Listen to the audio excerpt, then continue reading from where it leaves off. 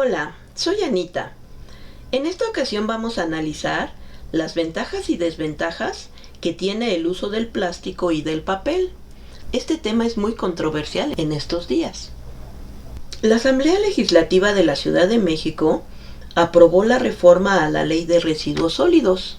Esta reforma se publicó en la Gaceta Oficial el 25 de junio del 2019. Sin embargo, es hasta este año 2020 donde vemos todas las prohibiciones que maneja.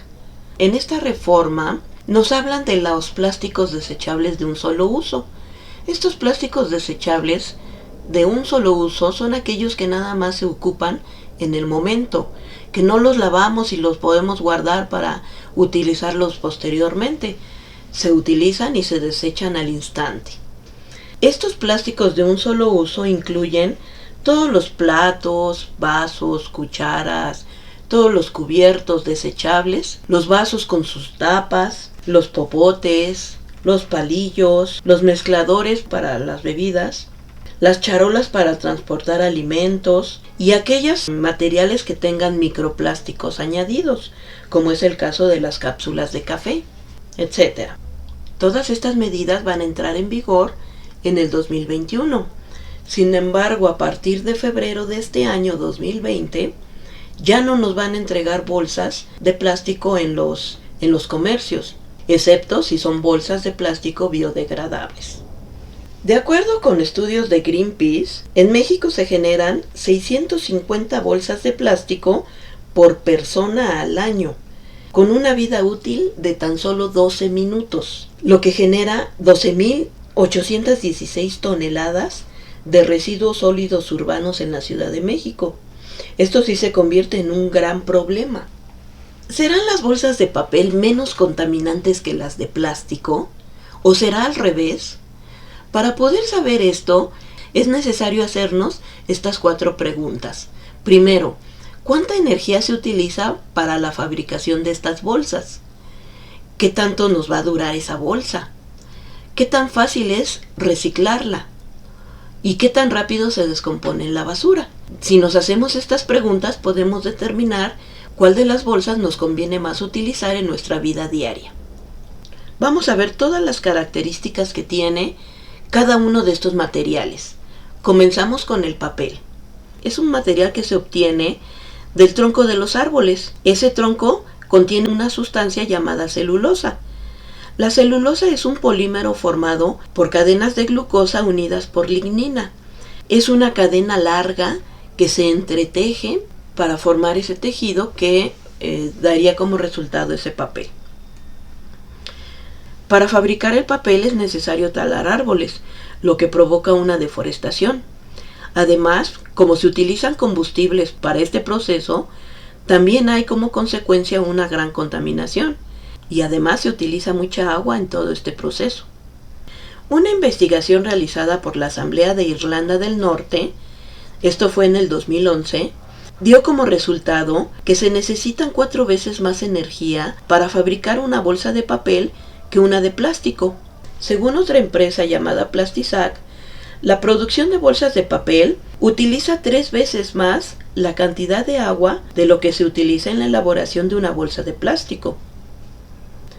Una vez utilizada la bolsa de papel, se puede reciclar. Para reciclarla es necesario volverla a convertir en pulpa. Esto es, molerla, unirla con agua para hacer una solución en donde se utilizan productos químicos para separar las tintas y además se vuelven a blanquear, lo que consume grandes cantidades de agua. Este proceso de reciclaje solo se puede realizar máximo entre 6 y 8 veces, dependiendo del papel, ya que las fibras de la celulosa se van rompiendo y se vuelven demasiado cortas para poderse entrelazar y formar ese papel. Además, solamente se recicla el 21% del papel. Cuando ese papel se desecha en la basura, ocupa el 14% de los rellenos sanitarios. En esos rellenos sanitarios empieza a degradarse hasta descomponerse relativamente rápido comparado con el plástico. Este material es necesario reutilizarlo mínimo 4 veces para aminorar el impacto ambiental de su producción. Es decir, esta bolsa de papel que nosotros ocupemos, la tenemos que ocupar mínimo 4 veces para poder aminorar el impacto que llevó el fabricarlo. Generalmente una bolsa de papel no llega a utilizarse 4 veces debido a que se rompe fácilmente, sobre todo al quedar humedecida o al romperse por no soportar suficiente peso. Ahora vamos a hablar del plástico. El plástico se elabora generalmente con productos derivados del petróleo. Para extraer el petróleo hay que hacer pozos. Esos pozos generalmente se hacen en distintos ecosistemas. Pueden ser ecosistemas terrestres o acuáticos, y esto hace que esos ecosistemas sean alterados. Además, para poder hacer esa perforación de esos pozos es necesario utilizar combustibles, ya sea para utilizar esas máquinas que hagan la perforación o para utilizar vehículos que lleven ese petróleo al lugar en donde se va a producir ese plástico. El petróleo se transporta a una planta de refinación. Ahí se destila para separar sus componentes por el grado de ebullición. Cada uno de los componentes de ese petróleo tiene un grado de ebullición diferente.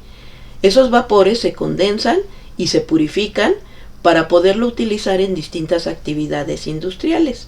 Por ejemplo, de esta manera se produce el etileno. Ese etileno se deriva en etilenglicol, en cloruro de vinilo, en polietileno y en polipropileno, que son materiales que se utilizan muchas veces para elaborar esas bolsas de plástico.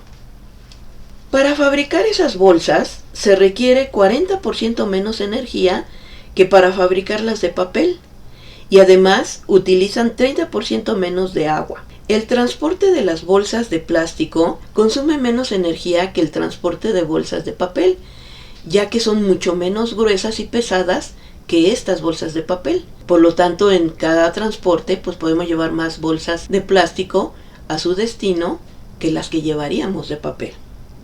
El plástico se puede reciclar. Para esto hay que fundirlo, y una vez fundido podemos volver a hacer productos. En este caso no es necesario el consumo de agua o de químicos en el proceso, ya que inmediatamente podemos dar forma a un material diferente. Generalmente el plástico se puede reciclar más de 20 veces antes de volverse débil y quebradizo, lo cual nos da mucho más utilidad del producto, aunque solamente se recicla el 5% de ese plástico. Cuando el plástico llega a la basura, ocupa el 10% de los rellenos sanitarios y genera 80% menos residuos sólidos que el papel. La degradación es muy lenta, ya que demora entre 400 y 1000 años en descomponerse. De hecho, todavía podemos ver algunos de los plásticos que se elaboraron el siglo pasado. Este material es necesario reutilizarlo mínimo 3 veces para aminorar el impacto ambiental de su producción, es decir, para que valga la pena haberlo producido. Vemos que hay una serie de ventajas y desventajas de un material sobre otro. Una alternativa que se propone son las bolsas de tela. Estas bolsas de tela están fabricadas a base de algodón. El algodón puede ser tratado genéticamente en la planta para que produzca más, o puede ser el algodón tradicional orgánico. Para la producción de estas bolsas es necesario cultivar la tierra, es decir, nos ocupa suficiente espacio el plantío de algodón. Además, se ocupa suficiente cantidad de agua y muchos recursos hasta su diseño final. Una cosa importante es que el algodón no se puede reciclar, porque en la actualidad no existe la infraestructura para reciclar textiles. Tendríamos que desarrollarla para poder volver a utilizar ese algodón. Las bolsas de tela no contaminan los océanos, pero para su producción se requiere mucho más recursos que para las bolsas de plástico. Este material es necesario reutilizarlo mínimo 131 veces para aminorar el impacto ambiental de su producción. Es decir, que si nosotros utilizamos una bolsa de tela, tenemos que utilizarla 131 veces para que el impacto ambiental que se utilizó en su producción valga la pena. Como vemos, Cada uno de los materiales que se utilizan para hacer bolsas, ya sea plástico, papel o tela, tienen sus ventajas y desventajas, y nos resulta confuso el apostar por uno u otro material para tomar la decisión de utilizarlo. Muchas veces vemos imágenes del daño ecológico que hacen los materiales plásticos en la naturaleza, cómo se atoran en el cuerpo de los animales, cómo causan su muerte, o cómo son comidos porque los confunden con su alimento. Estas imágenes son aterradoras. Sin embargo, lo que determina el impacto ambiental es el modo como se utilizan esos materiales. Tenemos que aprender a hacer más con menos, porque todo lo que desarrollamos como sociedad tiene un impacto ambiental en todo el ciclo de vida del producto, hasta su desecho. Tenemos que buscar soluciones más inteligentes si queremos vivir de una manera más sustentable, ya que el gran problema es el consumo, y se nos hace fácil el comprar, usar y tirar. La clave está en el uso que le demos a esa bolsa, y si sabemos que podemos reutilizarlo, hay que hacerlo, y no porque tengamos el dinero para comprar otra, o nos la regalen en el supermercado, lo hagamos a un lado. Ya sabemos el número de veces que debemos reutilizar cada material. Ahora también, el problema de contaminación que se está presentando en los océanos no se debe al material de lo que están hechos los productos, es decir, el plástico no tiene la culpa, sino lo que nosotros hacemos con ellos. Tenemos que tomar conciencia de hacer un uso racional del producto y saber las consecuencias que tiene su presencia en la naturaleza, ya que son productos que fueron creados por nosotros, no son naturales. Así es que vamos a reutilizar y a reciclar tantas veces como podamos y al final ser responsables con su desecho.